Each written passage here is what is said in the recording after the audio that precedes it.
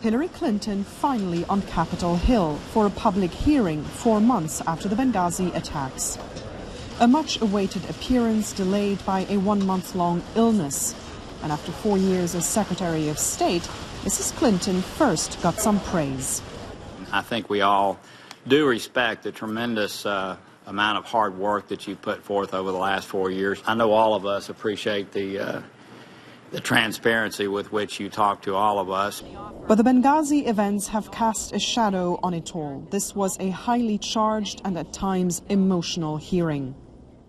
I stood next to President Obama as the Marines carried those flag-draped caskets off the plane at Andrews.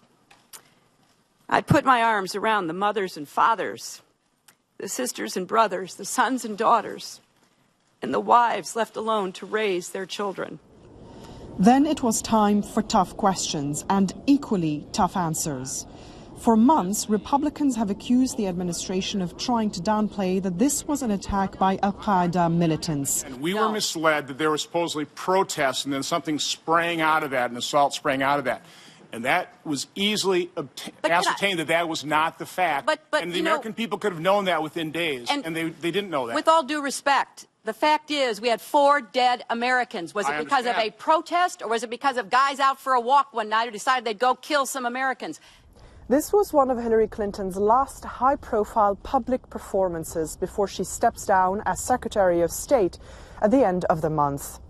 2 hearings, almost 6 hours of questions and answers, but it's unclear whether Mrs. Clinton managed to convince the skeptics in Congress and the critics of this administration's foreign policy that her department and the White House did not mislead the public and did everything they could in the moment.